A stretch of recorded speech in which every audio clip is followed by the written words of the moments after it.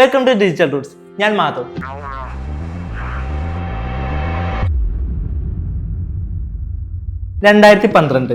October 14 Felix ബോംഗാർട്ട്നർ എന്ന sky diver 1,27,852 അടി ഉയരത്തിൽ നിന്ന് താഴോട്ട് ചാടി.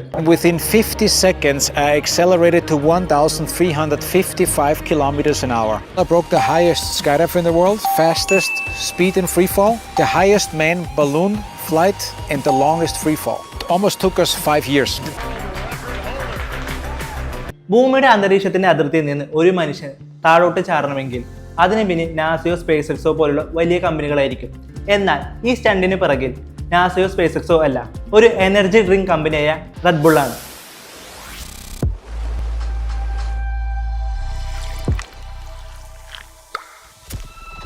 എങ്ങനെയാണ് ഒരു എനർജി ഡ്രിങ്ക് കമ്പനിക്ക് ഇതിന് സാധിക്കുന്നത്? എങ്ങനെയാണ് ഈ സ്റ്റണ്ട് കൊണ്ട് റെഡ് ബുളിന് ബെനിഫിഷ്യൽ ആവുന്നത്? Let's talk about Red Bull's genius marketing.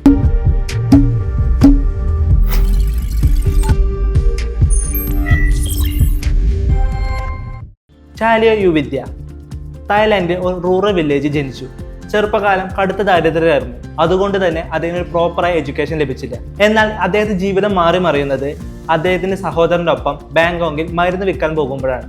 ഇതിലൂടെ സമ്പാദിച്ച കാശ് വെച്ച് അദ്ദേഹം 1956 TC ഫാർമസ്യൂട്ടിക്കൽസ് ഇൻഡസ്ട്രീസ് എന്ന കമ്പനി സ്ഥാപിച്ചു. തുടക്കത്തിൽ ഇമ്പോർട്ടഡ് മെഡിസിൻസ് ആയിരുന്നു ഇത് വിറ്റുണ്ടായിരുന്നത്. ഈ കാലഘട്ടത്തിൽ ജപ്പാനിൽ നിന്ന് വരുന്ന മെഡിസിൻസ് ആയിരുന്നു തായ്ലാൻഡിൽ കൂടുതൽ പ്രചാരത്തിലുണ്ടായിരുന്നത്. ഈ സമയത്താണ് യുവിദ്യ ജപ്പാനിൽ നിന്ന് വരുന്ന ഒരു എനർജി ടോണിക് ശ്രദ്ധിക്കപ്പെടുന്നത്.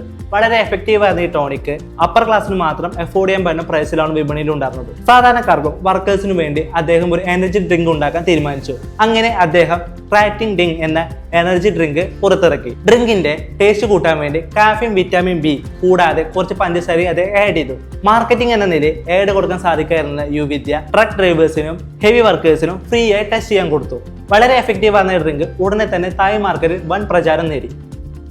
1982 ഓസ്ട്രിയൻ ബിസിനസ്മാനായ ഡയറ്ററി മാജിസ് തായ്ലാൻഡിലെ ഒരു ബിസിനസ് യാത്രയ്ക്ക് ജെറ്റ് ലാഗ് അനുഭവപ്പെട്ടു. ഇതിനെ തുടർന്നാണ് അദ്ദേഹം യാദൃശികമായിട്ട് കരാറ്റിംഗ് ഡെങ് എന്ന ഡ്രിങ്ക് കുടിക്കാനിടയാവുന്നത്. തുടർന്ന് അദ്ദേഹത്തിന് ബൂസ്റ്റിംഗ് ലഭിച്ചു.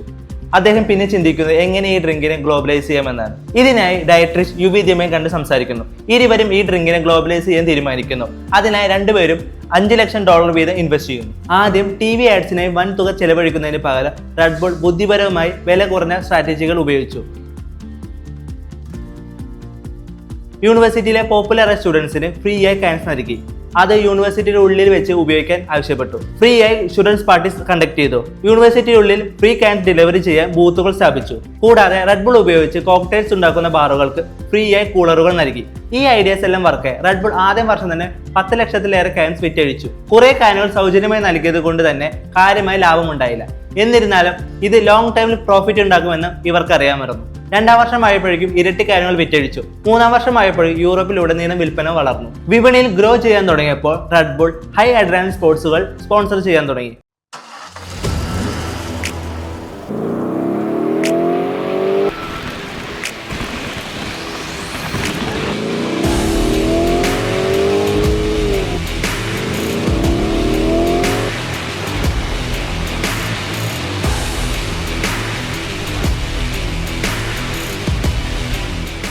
നിലവിലുള്ള സ്പോർട്സുകൾ കൂടാതെ പുതിയ സ്പോർട്സുകൾ ഇൻവെന്റ് ചെയ്ത് ചാമ്പ്യൻഷിപ്സ് നടത്തി.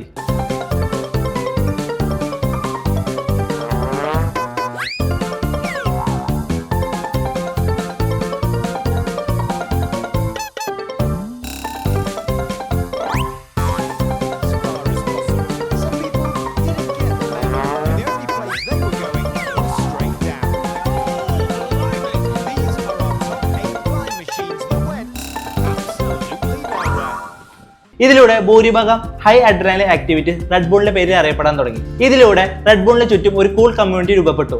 ആളുകൾ റെഡ് ബുളിന്റെ ടാഗ് ലൈനായ Red Bull gives you wings അതൊരു ഫാഷൻ ടാഗ് ലൈൻ പോലെ ഉപയോഗിക്കാൻ തുടങ്ങി. തുടക്കത്തിൽ റെഡ് ബുളിന് ഒരൊറ്റ ഫ്ലേവറേ ഉണ്ടായിരുന്നുള്ളൂ. രുചി പോരാ എന്ന് പറഞ്ഞിട്ടും എന്തുകൊണ്ട് രുചി മെച്ചപ്പെടുത്തിയില്ല എന്ന് ചോദിച്ചപ്പോൾ ഡയട്രിസ്റ്റ് പറഞ്ഞ ഒരു മറുപടി ഉണ്ട്. Red Bull is not just a drink, it's about creating experience. ഈ കേസ് സ്റ്റഡിയിൽ നിന്ന് മനസ്സിലാക്കുന്ന 3 കാര്യങ്ങൾ. Don't sell product, sell feelings. Red ബുളിന്റെ രുചി പോരെ എന്ന് പറഞ്ഞിട്ടും ഇന്ന് ലോകത്തെ ഏറ്റവും കൂടുതൽ വിൽപ്പനയുള്ള എനർജി ഡ്രിങ്ക് ഏതാണെന്ന് ചോദിച്ചാൽ അത് റെഡ് ബുള്ളാണ്. അതിന് കാരണം റെഡ് ബുൾ ടേസ്റ്റ് അല്ല അവർ വിൽക്കുന്നത്, മറിച്ച് അത് നൽകുന്ന എക്സ്പീരിയൻസ് ആണ്. ഇങ്ങനെയായിരിക്കും നമ്മൾ ഒരു ബ്രാൻഡ് ബിൽഡ് ചെയ്യുക. നമ്മൾ ബ്രാൻഡ് സെല് ചെയ്യുന്ന പ്രൊഡക്ട്സിനേക്കാൾ കൂടുതൽ ആ പ്രൊഡക്ട്സ് കസ്റ്റമേഴ്സിന് നൽകുന്ന എക്സ്പീരിയൻസിനായിരിക്കും നമ്മൾ ഫോക്കസ് ചെയ്യുക. Start with niche then scale. തുടക്കത്തിൽ തന്നെ ചെറിയ ഗ്രൂപ്പുകളെ ഫോക്കസ് ചെയ്ത് മാർക്കറ്റ് ചെയ്യുന്നത് വളരെ നല്ലതാണ്. ഇത് ഡ്രിങ്കിനെ കൂടുതൽ ആളുകളിലേക്ക് എത്തിക്കാൻ സഹായിക്കും.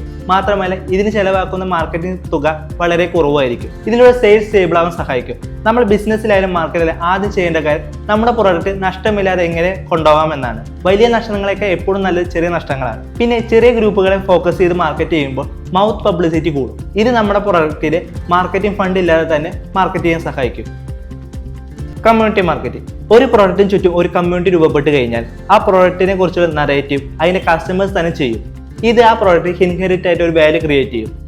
ഇത് സാധാ പ്രോഡക്റ്റുകളിൽ നിന്ന് ആ പ്രോഡക്റ്റിനെ ഒരു ലൈഫ് സ്റ്റൈൽ പ്രോഡക്റ്റായി മാറ്റാൻ സഹായിക്കും. ഇതിലൂടെ റെഡ് ബുൾ ലോകത്തെ തന്നെ ഏറ്റവും വലിയ എനർജി ഡ്രിങ്ക് ബ്രാൻഡായി മാറി. ഇതുപോലെയുള്ള മാർക്കറ്റിംഗ് ഡിസൈനിങ് കണ്ടന്റുകൾക്കായിട്ട് സബ്സ്ക്രൈബ് ചെയ്യും.